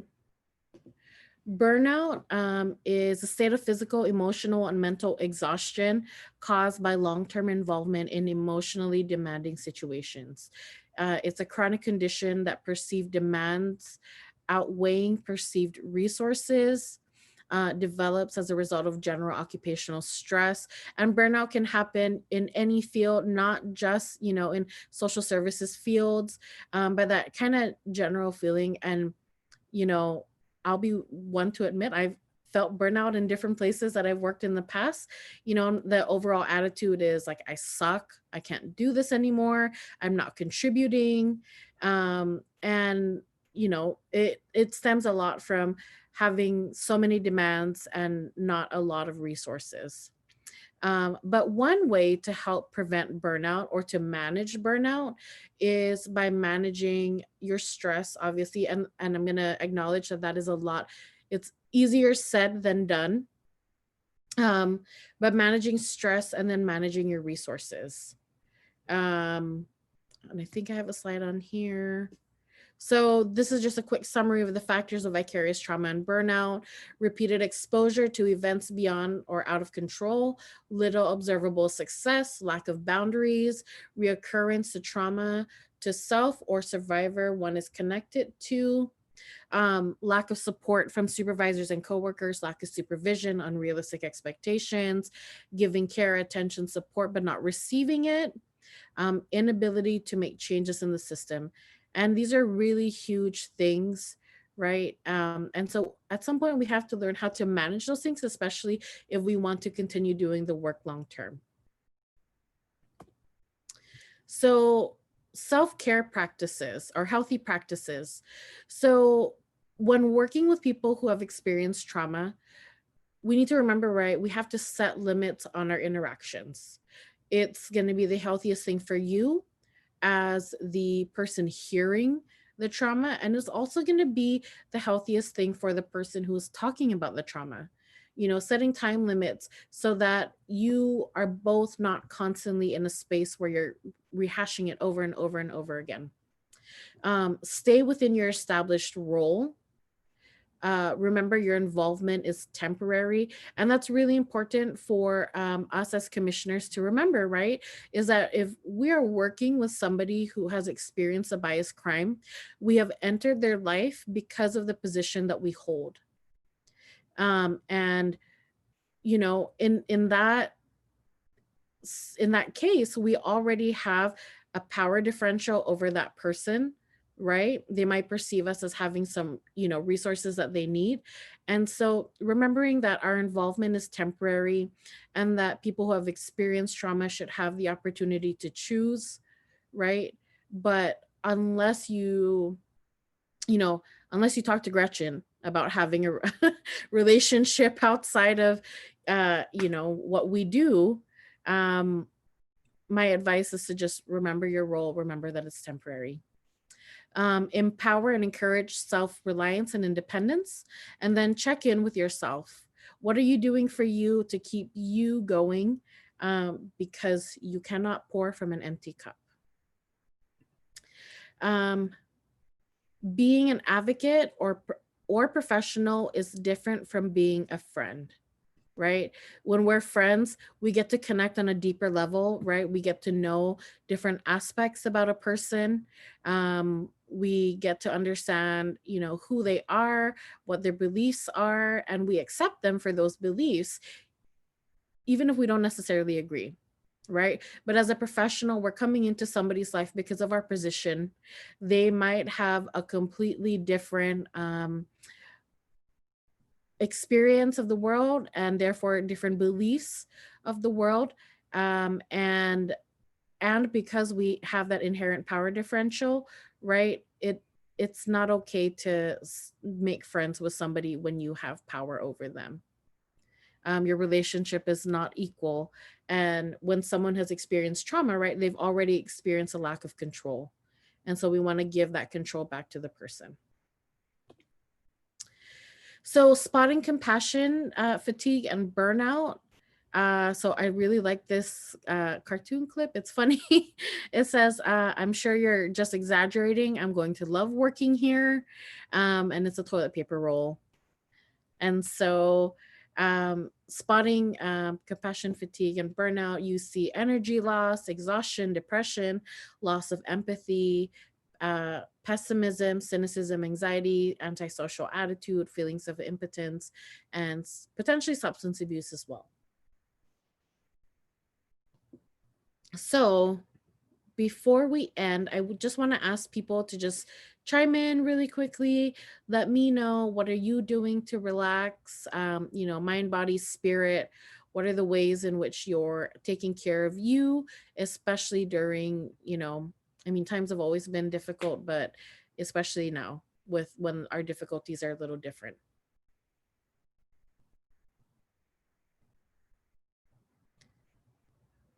I started a garden, and that's one of the ways that I'm trying to take care of me. Anyone else? I play video games. That can be a form of self-care. Anyone else? Yeah, I personally go on walks, just to relax. Nice. So, making sure that we have things that will fill our cup up is very important. And I encourage that if you maybe struggle to think of some of the things that you're doing for you, that after our meeting, you take a couple minutes to figure out what can you do today to fill your cup up after giving so much to people outside of you. And with that, you cannot pour from an empty cup. Take care of yourself first. And that's the end of my presentation. Thank you. You're welcome. Yay, thank you, Bella. That was wonderful. I would love to hear more of your presentation in the future.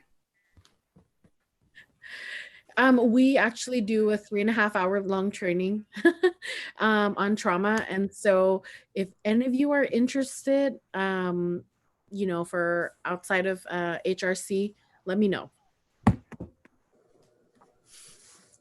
Thank you, Bella. That was very good. Thank you.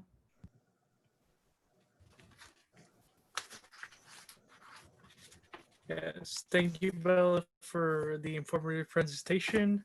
And now I want to give a chance for member remarks. Anything you guys want to say? I know I just talked for the longest time, but I do have something. I don't know if this was discussed when I was out of the room, but in regards to the public comment that we received, I don't know how we could take any action if that is what the commission is wanting to do outside of our meeting, Gretchen. So I don't know if you can advise on that. Yeah, I would think we'd need to gather some information about the topic, read carefully the letter, and then gather some information, and then be in a better position to formulate a response. I guess that would be my suggestion for a next step. I think Lieutenant Aguilar could be really helpful to us in understanding. There's a lot to that, though, so I don't know about fitting that in this evening versus at an upcoming meeting or in some other way. Or maybe if we want to try to very briefly get to it, I want to make sure there's also time for everyone sharing as well. If we ended up doing it via email, is that acceptable just with public meeting laws? I'd be worried for two reasons, both about people being able to access it if you're deliberating toward an action or a decision. I'd also be worried about that complex of a conversation happening on email. I think that there's a lot to it and it could take some dialogue to understand, maybe. I don't know. Do you think that the next meeting agenda would be appropriate? Would you be comfortable with that? Oh, yeah. And this is Krista. I think that's a really good idea to add it to the agenda so that we have it. It's an important topic and we wouldn't be able to give ample time, I don't feel, tonight. So maybe hold it for next meeting. I agree. This is Bella. I agree that we are probably not going to have time to do it tonight. However, I also partly feel, and again, this is also going to depend on the context of the request from the public comment, but I think it's also important to respond in a timely manner, you know, especially if the request is wanting to address what's happening this week in regards to the protests, and then we wait for a month. That I don't think is going to be helpful. So, but I also understand, like, you know, we all have things and kind of coordinating a time can be really hard. I could certainly forward to mayor and council and to through the lieutenant to the police department as well for a response through those measures, as they're there on a more daily basis than we are. This is Mike, and I just wanted to say that I kind of noted that during both the bias report and the bias crime report and the reports of discrimination, the two incidents that were mentioned, and this sort of hasn't been included yet. And I just wanted to make sure that the remarks that were provided to us are going to be investigated in the same way that any other bias report. The fact that the person came to a full meeting with a pre-made statement doesn't change it from if they had called you one-on-one and had the conversation. So I just wanted to ensure that there was going to be investigation further into the presence of white supremacist groups in Salem. And I agree with Bella that I think a month is an awful long time to wait. If at the very least, I would ask that we get some information about how that's being investigated and what's been found out sooner than that, because the presence of white supremacist groups in our city, I think really, to me, would underscore important work that the Human Rights Commission needs to take on in a probably a quicker manner than we would if the investigation, for example, found that that they weren't as prevalent as the public commenter made, said. So I would just be really interested in seeing some more information from the city on that investigation sooner for that reason.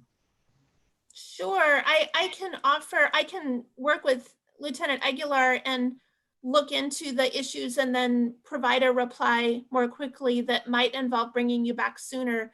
I know generally with 170,000 people in the area at any given time, I think there is a likelihood that we have people from a variety of persuasions and perspectives and identities. I know that we pay attention to the rise and the fall in the volume and the openness with which people express in that way at different times.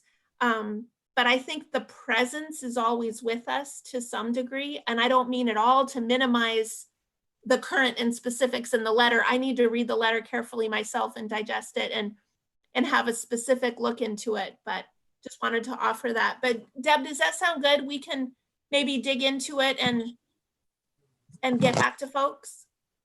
Yeah, absolutely. I think it's a pretty big topic. So with 7 minutes left, we probably don't have time right now. So yeah, maybe even set another public meeting in a week or less. I mean, it's Tuesday, so maybe even later this week if we want to dive into it and then regroup. Sure. This is Krista. I think Thursday or Friday could be, if we do decide to meet again this week, could be a good day, but Saturday's the protest. So I think it'd be good to have something in place before that as soon as possible. I'm sorry, I know I've been talking a lot, but I had one more remark to make. Deb, this is I guess more for you and for Salem Police. Over the weekend, or on Saturday, the Salem Police Department released a statement on social media. Of course, not what did this say? Is it the one the chief, his statement condemning? Yes. Or commenting on the death and how what our mission, vision, values are, and Yes. The one thing that I feel, especially with obviously the entire foundation of the protests that are happening is holding police officers accountable for racial profiling, for bias crimes against people. And the one thing that I feel was lacking in that statement, and please excuse me, this is not the right forum to bring this up, but it talked about commitment and values and that and all that, but it failed to address that what the Salem Police Department is going to do about racial profiling, about discrimination.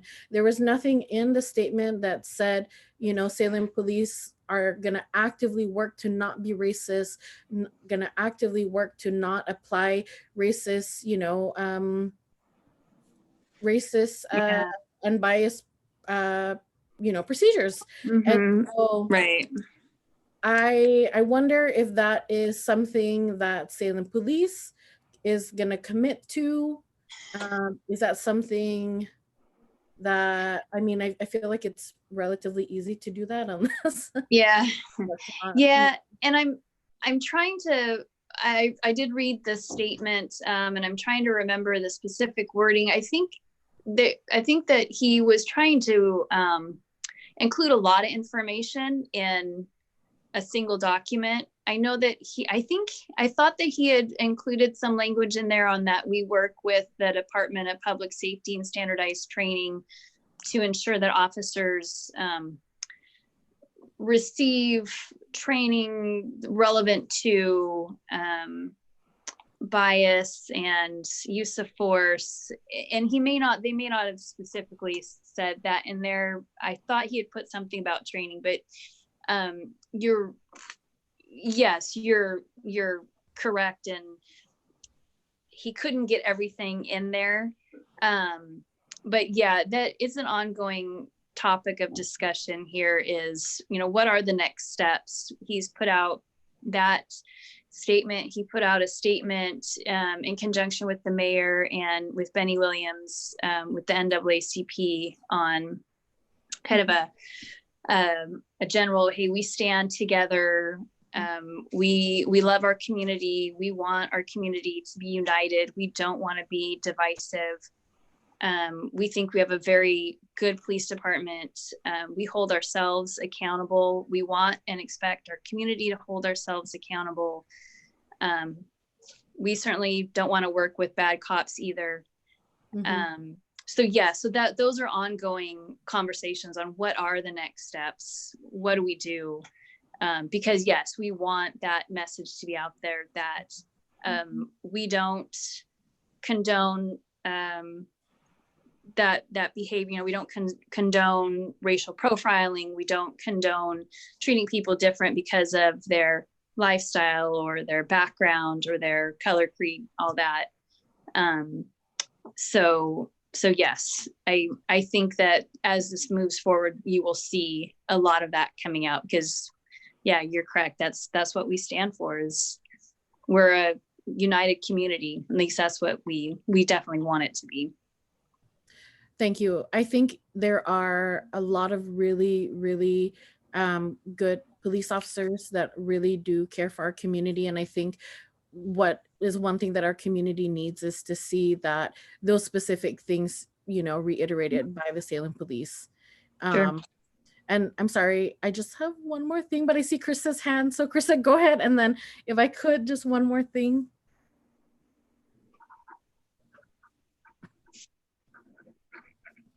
Oh, okay, perfect. I just wanted to ask, because I know time's running out. I wanted to ask if first there's any more member response, because I wanted to close with something about a Black writer that someone wrote. I found it very important to end this meeting with something, but first I wanted to obviously see if there's any more additional comments before I have something that I want to end with.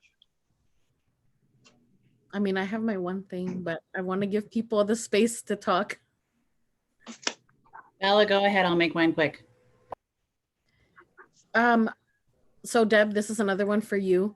You know, another huge thing that has been in the news recently that I have not seen a response from Salem police about is in regards to, you know, people of color, in regards to people calling and reporting the people of color doing something wrong.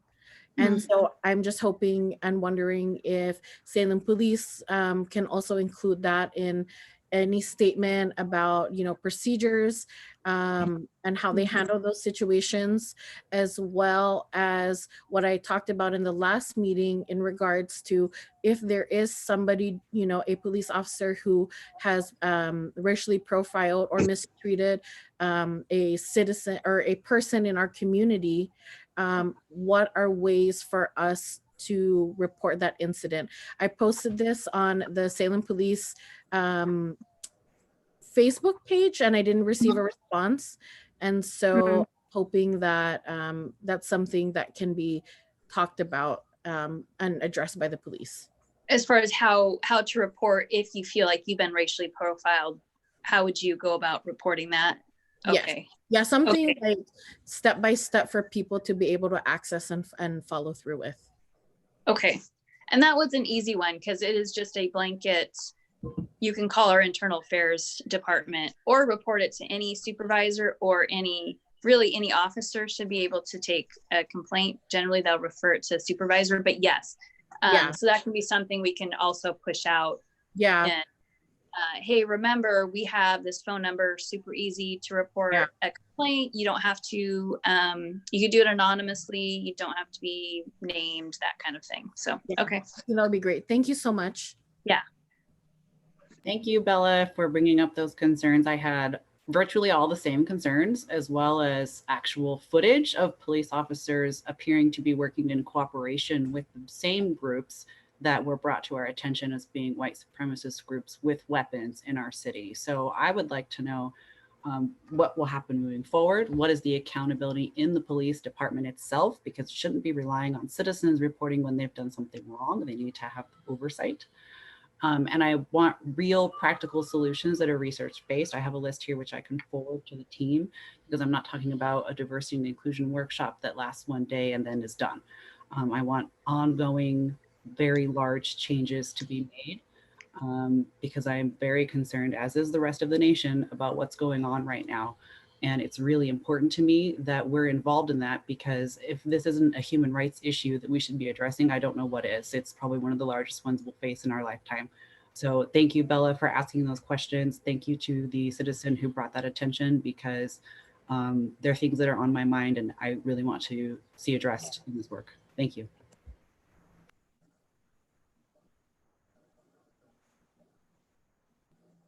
Tricarico, can you forward that list of recommendations and I can share with folks? Thanks.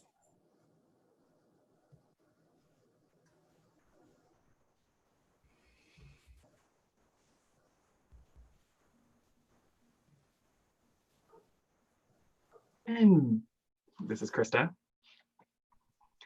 And I wanted to thank you, Tricarico and Gretchen. Also, if you can send that survey for the police officers, whatever that is, that was a great way to see what we want to see, the action we want to see with the police department. So did anyone respond to that survey? Or I'm hoping people will respond to that survey.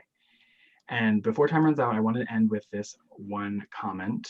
I feel like it's very important to hear from the Black writer themselves.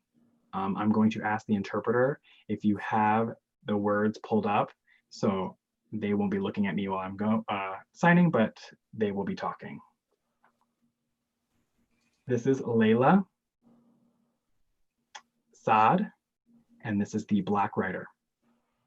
So we will not tolerate it anymore. We will speak up. We will hold them accountable.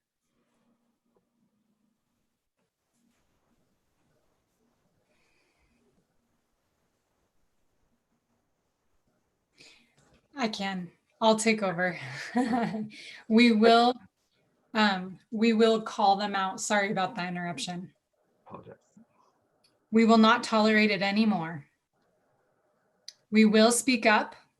We will hold them accountable. We will call them in and out. We will demand they do better.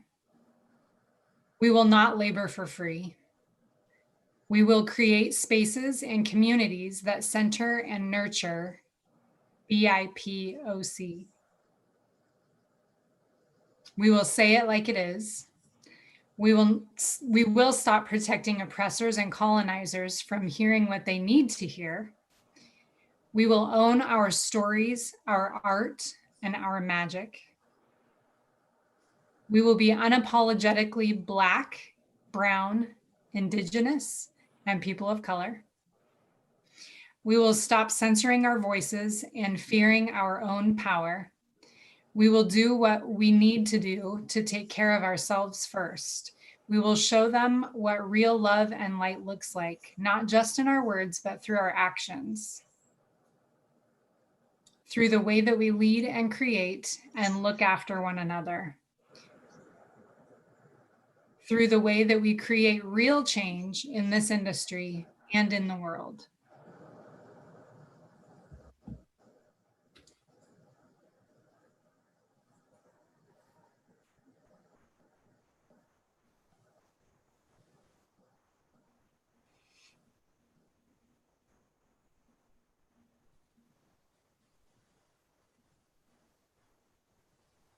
So, thank you, Krista, for that poem.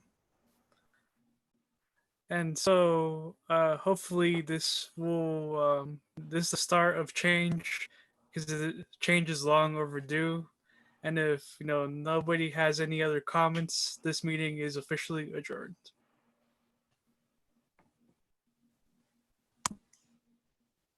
Thank you, everyone. Thank you, everyone. Have a good night. Thank Bye, you. thank you.